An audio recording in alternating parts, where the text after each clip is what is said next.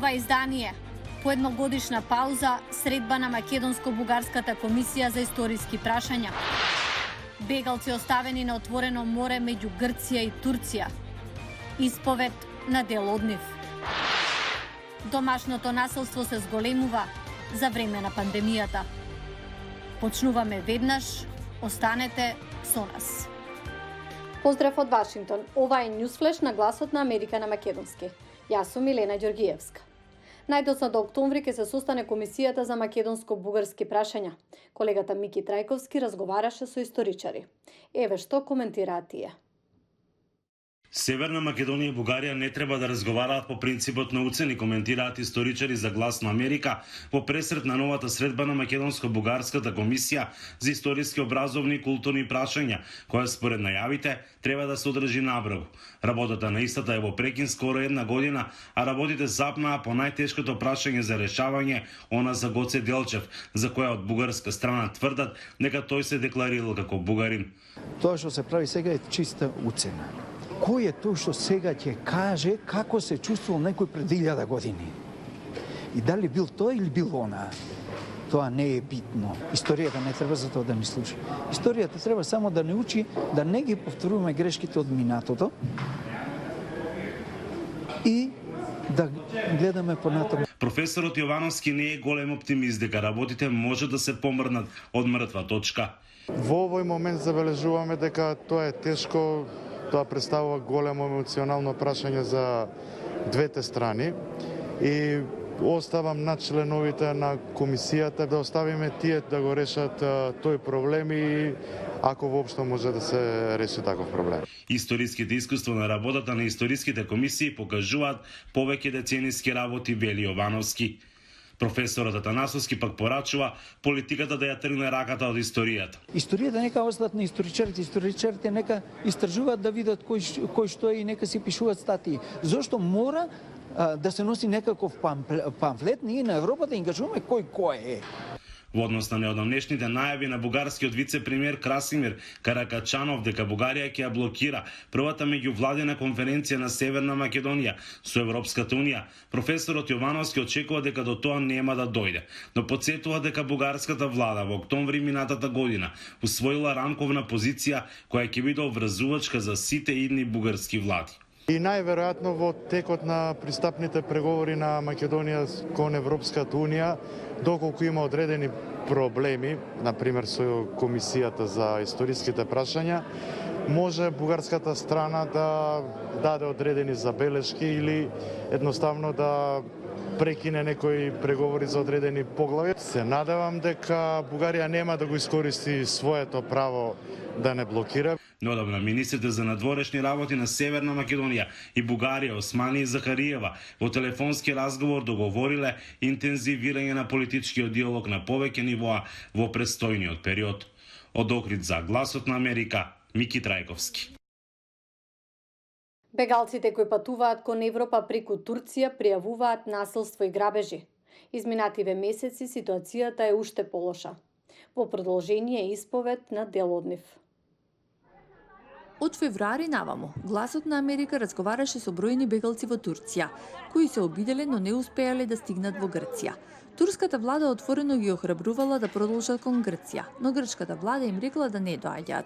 Многу бегалци пријавиле дека биле тепани, ограбени и протерани веднаш по пристигнувањето. Последните месеци приказните се уште потрагични.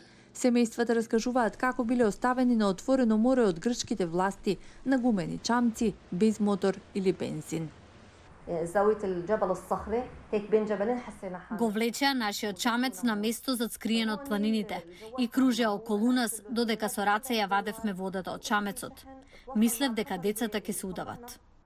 Најма и незиното семејство трет пат се обидувале да стигнат до Грција, кога чамецот им бил запрен, откако што изгледало грчки безбедносни сили, кои им го одзеле горивото, но имале среќа. Патник сокрил доволно гориво за да се вратат назад во Турција. Се разбудив кога го влечеа чамецот назад во турски води. Не бев уплашен до моментот кога помислив дека ќе го прекршат чамецот со копија. На претходното патување, тие успеале да дојдат до грчките острови, но брзо биле уапсени и ставени на сплав, среде море, додека не ги нашла турската крајбрежна стража. New York Times неодамна објави дека Грција тајно протерала над 1000 лица изминатите месеци, оставајќи многумина напуштени непосредно до грчките територијални води.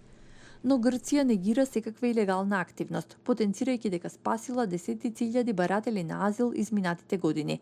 Владата додава дека ги штити границите на Европската унија енергично, со цврста рака, но фер политика. А каква помош добиваат жртвите на домашно насилство, кое особено се зголеми за време на пандемијата?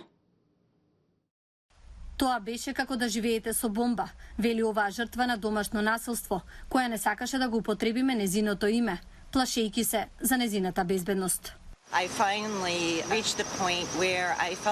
Конечно стигнав до точка кога почувствував дека ако не заминам, ќе бидам мртва во рок од 1 година, или затоа што ќе ме убиеше, или самата ќе се убиев, или од стрес ќе добиев рак или нешто друго. Но тоа било пред пандемијата.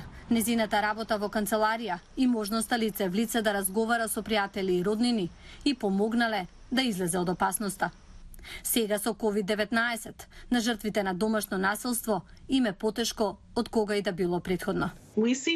Гледаме како многу злоставувачи го користат COVID како техника да ја задржат моќта и контролата врз жртвите.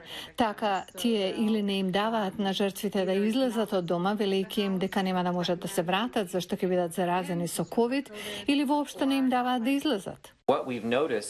Забележавме дека обслужуваме изброј луѓе, но ситуациите се многу попасни. Има случаи на давење, огнено оружје, друго оружје.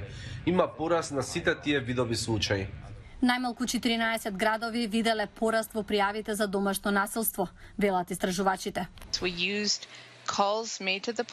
Ги споредивме повиците до полицијата за време на 2020 и 2019. Зголемувањето е за околу 7,5% за време на март, април и мај. Најдовме дека истото се случува во поголем број области и кај повеќето расни групи и групи според приходите, и најдовме докази за голем пораст кај нови домаќинства. Тоа што особено ги загрижува обвинителите е што жртвите, особено малолетните, не можат да побараат помош. Децата кои оделе во школа можеби и ќе можеле да известат што се случува дома. Сега се дома. Нема можност за разговор со возрасен на кого му веруваат на училиште. Но помош постои.